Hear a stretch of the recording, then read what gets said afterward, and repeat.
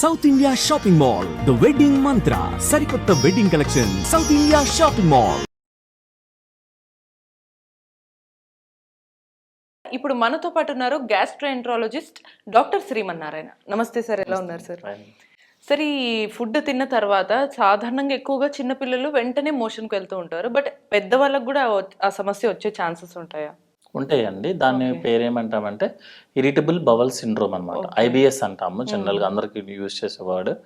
ఏంటంటే మనకి మామూలుగా చిన్నపిల్లల్లో గ్యాస్ట్రోకోలిక్ రిఫ్లెక్స్ అనే ఒక వర్డ్ ఉంటుంది. అంటే ఏంటంటే మనం ఫుడ్ తీసుకున్నాం అనుకోండి, స్టమక్ ఇన్ఫ్లేట్ అవుతుంది, స్టిమ్యులేట్ అవుతుంది.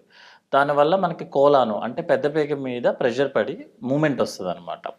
సో దాన్ని ఏం క్లియర్గా చెప్పాలి అంటే అప్లోడ్ డౌన్లోడ్ అనమాట. మనం ఏదైనా అప్లోడ్ చేసామనుకోండి ఫుడ్ ఐటమ్, డౌన్లోడ్ చేయాలి. అది చిన్న పిల్లల్లో ఉంటుంది. ఫస్ట్ ఒక 2-3 ఇయర్స్ వరకు కూడా పిల్లల్లో ఈ ఉంటుంది. ఇది కామన్ అనమాట, ఉండాలి కూడా యాక్చువల్గా. అందుకే మదర్స్ కానీ మన గ్రాండ్ మదర్స్ కానీ ఫస్ట్ అడగంగానే పిల్లోడు మోషన్కి వెళ్ళాడా, తినంగానే వెళ్ళాడా అని క్వశ్చన్ ఇస్తారు, ఎందుకంటే అది ఉండాలి కాబట్టి. కానీ కొంతమంది అడల్ట్ ఏజ్ గ్రూప్లో అంటే more than 18 to 15 years age group వాళ్ళకి ఏంటంటే ఈ ఎవరైతే బాగా స్ట్రెస్ఫుల్, యాంగ్జైటీ ఫీల్ అవుతారో, మెంటల్గా బాగా ప్రెషర్లో ఉంటారో వాళ్ళకి ఆ రిఫ్లెక్స్ మళ్ళీ యాక్టివేట్ అవుతుంది అనమాట. దాన్నే ఐబిఎస్ అంటారు. సో వీళ్ళు ఏం చేస్తారు అంటే తినంగానే they have to go to washroom, లేకపోతే ఏంటంటే ఇబ్బంది అవుతుంది అనమాట. అంత ఇర్రెసిస్టిబుల్ డిజైర్ వచ్చేస్తుంది. అంటే he has to go to washroom. I mean అది కంట్రోల్ కూడా అవ్వలేని లేదండి అసలు. ఎలా అంటే కొంతమంది పేషెంట్స్ మనకి ఏం చెప్తారంటే ప్లేటు పట్టుకొని తింటాం కదా, ఆ స్మెల్కే తనకి మూమెంట్ వచ్చేస్తుంది అనమాట. సో అది ఆపుకోలేడు. ఎందుకంటే మన బాడీలో ఓన్లీ మౌత్ ఒకటి, యానస్ ఒకటి, అంటే లాస్ట్ పార్ట్ మాత్రమే మన కంట్రోల్లో ఉంటాయి. లోపల ఉన్న పేగులు మన కంట్రోల్లో ఉండదు. ఆ వచ్చే ప్రెషర్ కి అతను బాత్రూమ్ కి పరిగెత్తాల్సిందే, లేకపోతే ఆన్ ద వే అయిపోతుంది అనమాట. సో అంత గట్టిగా రిఫ్లెక్స్ వస్తుంది. సో కంపల్సరీ ఏంటంటే ఫుడ్ తినేటప్పుడే ఆ మూమెంట్ వస్తుంది. సార్ దీనికి మెయిన్ రీజన్ ఎందుకంటారు సార్? లేదా ఇది మెంటల్ యాక్టివిటీ అండి. ఎక్కువగా మనం స్ట్రెస్, బ్రెయిన్ ఎక్కువ యూజ్ చేస్తున్నాము, ఎక్కువ ఆలోచనలు ఎక్కువ ఉన్నవి, బాగా work stress, anxiety, family issues ఏమన్నా సరే, లేకపోతే ఎడ్యుకేషనల్ ప్రాబ్లమ్స్ ఏమున్నా మనం థింకింగ్ ఎక్కువ ఉంటుంది. మనకు ఒక రూల్ ఉంటుందండి, ఒక ఫిజికల్ యాక్టివిటీ ఎక్కువ ఉంది అంటే పేషెంట్కి బవల్ మూమెంట్, స్లీప్ బాగుంటుంది. మెంటల్ యాక్టివిటీ ఎక్కువ ఉంది అంటే పేషెంట్కి ఫిజికల్ ప్రాబ్లమ్స్ వస్తాయి, అదేవిధంగా బవల్ మూమెంట్స్ ఎక్కువ వచ్చేస్తాయి అనమాట. సో దానివల్ల పేషెంట్ ఇమీడియట్గా రష్ చేస్తాడు. ఇందులో మనకి ఒక అడ్వాంటేజ్ ఏంటి అంటే నార్మల్ మోషనే వస్తుంది, ఎందుకంటే లోపల ఉన్న మోషనే వస్తుంది. అతనికి ఏమి లూజ్ మోషన్స్ లా రావటం, వాటరీ మోషన్స్ లా రావటం ఉండదు అనమాట. అదేవిధంగా కొంతమంది ఏంటంటే ఇప్పుడు బాత్రూమ్కి వెళ్తాడు, వెళ్ళేసి ఎంటీ అవుతుంది అనమాట. ఎంటీ అయిపోయిన వెంటనే మళ్ళీ వచ్చి ఒక 10 minutesలో మళ్ళీ ఏదో ఉంది లోపల అని చెప్పి మళ్ళీ పరిగెత్తుతారు బాత్రూమ్. సో ఇట్లా ఒక 4-5 times ఆ ఫీలింగ్ అనేది ఉంటుంది. లోపలికి వెళ్ళిన తర్వాత ట్రై చేస్తాడు, కొంచెం అమౌంట్ వస్తుంది కానీ not up to the mark అనమాట. సో ఇట్లా 4-5 times తిరుగుతారు పర్ డే. కొంతమంది ఏంటంటే ఎవ్రీ మీల్, మీరు నార్మల్ కాఫీ తాగినా, నార్మల్ మీల్స్ తీసుకుని ఎవ్రీ మీల్కి వెళ్ళాల్సి వస్తుంది. కొంతమందికి ఏంటంటే అప్పుడప్పుడు అనమాట, అన్ని మీల్స్కి ఉండదు, బట్ జనరల్గా 4-5 times పాస్ చేస్తాడు తన మోషన్. సో దీంతో ఆన్ కౌంటర్ కొన్నిసార్లు మెడికేషన్స్ మేబీ వాళ్ళకి మోషన్స్ అవుతున్నాయేమో అనే థాట్ లో వాళ్ళు మోషన్స్ ఆగడానికి మెడిసిన్స్ తీసుకునే వాళ్ళు కూడా ఉంటారు. అది మరి ఎలా ఎఫెక్ట్ చేస్తుంది అంటారు? జనరల్గా ఏం చేస్తారంటే మనకి మీకు మోషన్ ప్రాబ్లమ్ ఏమైనా ఉందా అని అడిగితే ఫస్ట్ నాకు లూజ్ మోషన్స్ అవుతాయి సార్ అంటాడు, మోషన్స్ అయిపోతాయి అని అంటాడు. సో మీరు ఆ ప్రిస్క్రిప్షన్స్ చూస్తే అందరూ డైరెక్ట్ ట్రీట్మెంటే ఇస్తారు, హిస్టరీ అడగకుండా. అతను అట్లీస్ట్ ఒక 10 హాస్పిటల్స్ ఓపీ స్లిప్స్ ఉంటాయి, అందరికీ డైరెక్ట్ ట్రీట్మెంటే ఉంటుంది. లైక్ యాంటీబయాటిక్స్ యూజ్ చేయడము, నెక్స్ట్ ఏమైనా రిటోడిల్ కానీ, లోపెరమైడ్స్ కానీ, అంటే నార్మల్ లూజ్ మోషన్స్కి వాడే ట్రీట్మెంట్ ఉంటుంది. కానీ అట్లీస్ట్ మినిమం 6 months నుంచి 1 year వరకు ఉంటుంది అనమాట హిస్టరీలో అడిగితే మనం. సో అందరూ డైరెక్ట్ ట్రీట్మెంటే ఇస్తారు. కానీ అతను క్వశ్చన్ వేస్తే నువ్వు ఏంటి ఎప్పుడు వెళ్తావు నువ్వు మోషన్ కంటే ఇది ఎంత చెప్తాడు, ఏది అన్నం తినంగానే వెళ్ళాల్సి వస్తుంది సార్, నార్మల్ మోషనే వస్తుంది సార్, ఒకసారి వెళ్ళినా కూడా నాకు ఇన్కంప్లీట్ ఫీలింగ్ ఉండి నేను మళ్ళీ వెళ్ళాల్సి వస్తుంది, వెళ్ళినా కూడా నాకు కంప్లీట్ అయినట్టు అనిపించదు, ఇవన్నీ చెప్తాడు. నెక్స్ట్ ఏంటంటే ఆ పేషెంట్ చెప్పే విధానం గమనించాలి. యాక్చువల్గా మనం హ్యాండ్స్ షేక్ అయిపోతుంటాయి, ఏదో టెన్షన్గా నేనేదో చెప్పేయాలి, గాబరాగా ఉంటాడు. ఇవన్నీ కండిషన్స్ ఉంటాయి, వాళ్ళని మనము ఐబిఎస్ అనే ట్రీట్మెంట్ ఇస్తాము. బట్ ప్రాబ్లం ఏంటంటే ఐబిఎస్ ఉంటుంది, ఇంకో కండిషన్ ఉంటుంది ఐబిడి అంటాం. ఐబిడి అంటే అల్సరేటివ్ డిసీజ్, అల్సరేటివ్ కోలైటిస్ కానీ, క్రాన్స్ డిసీజ్ కానీ, ఈ రెండిట్లో కూడా మోషన్స్కి వెళ్ళడం కామన్. కానీ మోషన్ ఎలా వెళ్తున్నాడు, ఏ సిచ్యువేషన్ వెళ్తున్నాడు అనేది చూసుకోవాల్సి వస్తుంది. లేకపోతే ఒకదాని ట్రీట్మెంట్ ఇంకో దానికి సైడ్ ఎఫెక్ట్ అవుతుంది యాక్చువల్లీ.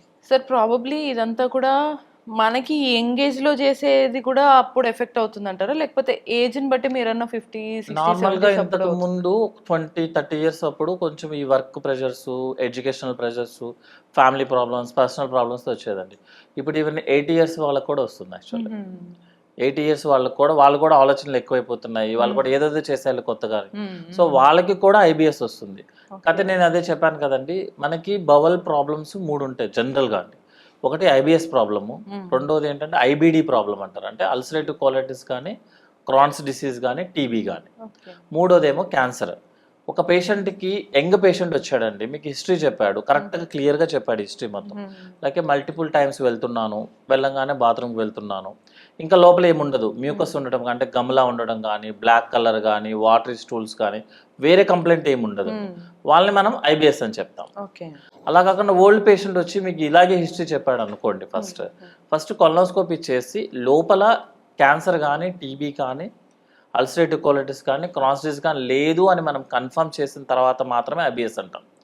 ఎందుకు ఇంత క్లియర్గా చెప్తున్నామంటే ఐబిఎస్లో మనం చేసుకున్న ప్రతి టెస్ట్ నార్మల్ వస్తుంది.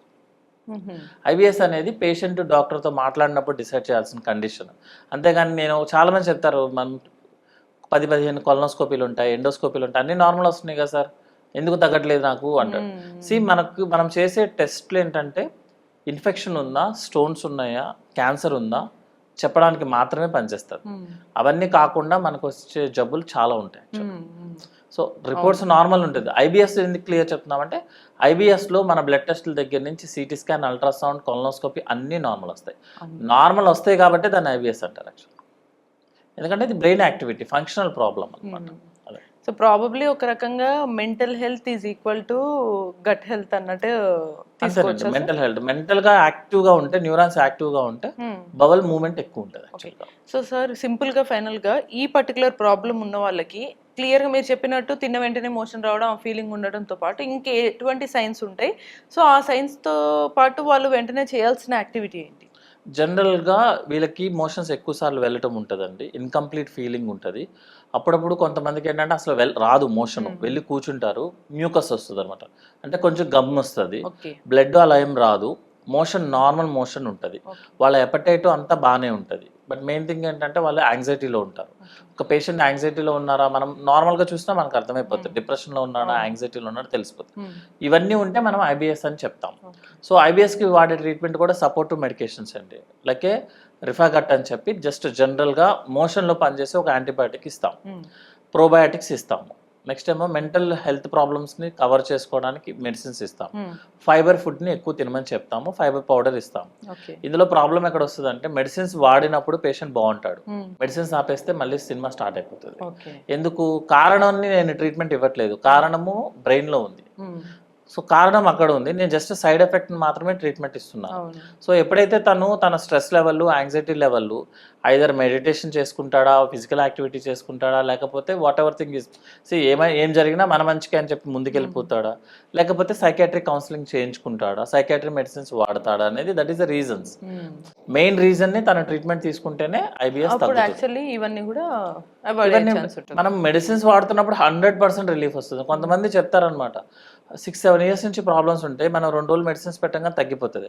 అందరూ అడిగారు సార్ మీరు మిరాకిల్ మెడిసిన్స్ ఇచ్చారని, అవి మిరాకిల్ మెడిసిన్స్ కాదు, అందరి నార్మల్ మెడిసిన్స్. బట్ ప్రాబ్లమ్ని ఫేస్ కరెక్ట్గా ఏంటో చెప్తే ట్రీట్మెంట్ తీసుకోవచ్చు, కానీ అప్పుడు మాత్రమే తగ్గుతుంది. టెంపరీగా మీ కంప్లైంట్ తగ్గుతుంది, కానీ రీజన్ తగ్గించుకోవాలంటే మనం మాత్రం స్ట్రెస్ లెవెల్స్ని తగ్గించుకోవాలి. క్లియర్గా మనకు తెలిసింది mental health equals to gut health అనమాట. సో దీని ప్రకారంగా మీకు కూడా ఎటువంటి సిమ్టమ్స్ ఉన్నా, డౌట్స్ ఉన్నా మీరు కమెంట్ చేయొచ్చు. So until then keep watching I dream.